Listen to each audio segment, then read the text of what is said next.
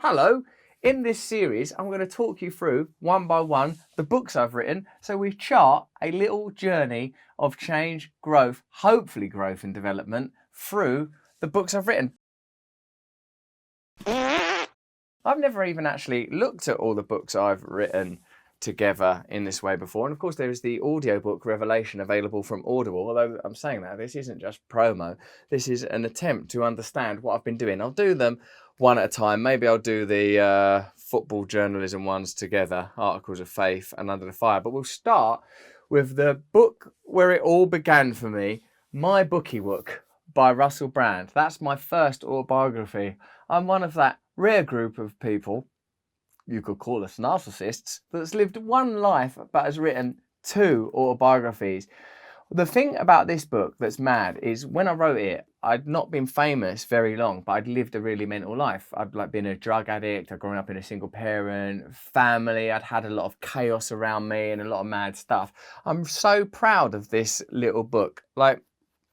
What it captures, and what I feel like I did well with this book, is described, there I am, growing up, little and with that rabbit. I've still got the scar from that little arsehole of a rabbit.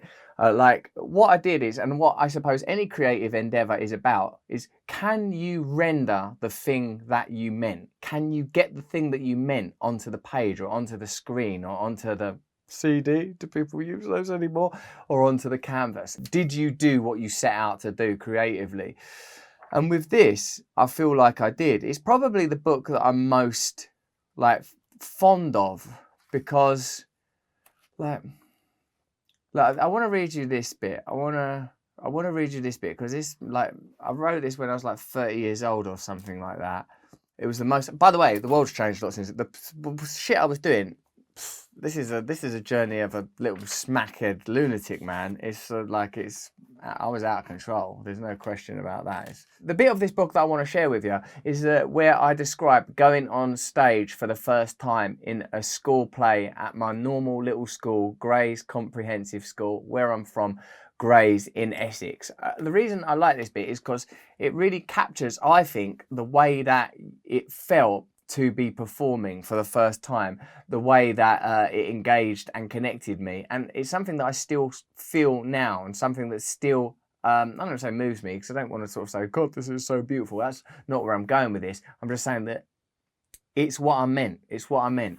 So this is on the first night of this little school play that I'd done when I was a kid. Right, so here we go. So all the parents came. I don't know how many people that would have been. I suppose about 100, but it seemed to be like a riot in a straitjacket. I locked myself in a lavvy and evacuated liquid dread. Ooh. God, what are you doing? I asked myself. I don't have to do it, I reasoned. Locked in the lavvy, locked in negotiation with myself. Scared, run, sang my unconscious with backing vocals from my bowels. I'm really leaning into this experience of going to the toilet, aren't I? It's pretty vulgar. I'd drawn on a moustache with an eyebrow pencil. I had a hat from somewhere and a big suit of my dad's with a pillow stuffed up it to make me even fatter. I had weight issues and body dysmorphia to boot. I went behind the curtain on the stage and listened to the audience on the other side of it. This is a noise I'm really familiar with now. It endows me with mingled excitement and glee. I want to grasp it and have that moment. The anticipation and anxiety becomes almost unbearable as it builds and builds. Oh, fucking hell, all them people. They're just there now, living their lives now, talking to each other. But in a minute, I'm going to have to go out in front of them and perform. This is where that first scorched into me. It burnt. It got too much. So I went up to the stage and put my head through the curtain and looked at the crowd. Mr. Hill, the drama teacher, saw me and came round the back. What the fuck are you doing? Don't fucking do that. I'd violated a professional code. Admirable that he cared so deeply, but it compounded the fear. I was really surprised by that, actually, because remember, this is just at a school and I stuck my head through the curtain and he was really don't do that. That's unprofessional. But it's good, isn't it? Because as it turned out, that is what I ended up doing for a living. There was 5 minutes more standing there with the tension, stifling the urge to vomit, already drained, nothing left to give but a performance. And then I walked out onto the stage for the first time in my life. The light.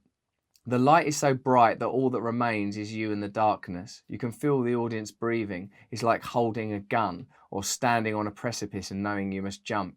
It feels slow and fast. It's like dying and being born and fucking and crying. It's like falling in love and being utterly alone with God. You taste your own mouth and feel your own skin, and I knew I was alive and I knew who I was, and that wasn't who I'd been up till then. I'd never been so far away, but I knew I was home. I know everything, I thought. I knew I'd never leave, and I never have. Like, I like reading that because it really makes me remember not only being on that stage at school, but also being on stage last night. It's the same feeling. It's the feeling of some like coupled fear and anticipation and excitement, and that the feeling is so profound and powerful that you have to surrender to it. And if you resist that feeling, it will chew you up. I don't know how to do surfing, and when I did try and do surfing, I was really, really bad at it. So I'm probably one of the last people on earth who should try and use a surfing analogy. But I reckon that when you are surfing, you have to yield to it. You have to understand the energy that you're dealing with. And this is what that felt like. That's just one little bit of My Booky Wook, a book that covered the early part of my life right up to the point where I got famous. And what I like about the book is that it's very raw and crazy. I wouldn't write that now. I'd be too busy protecting myself. No one would write a book like that now, I don't think.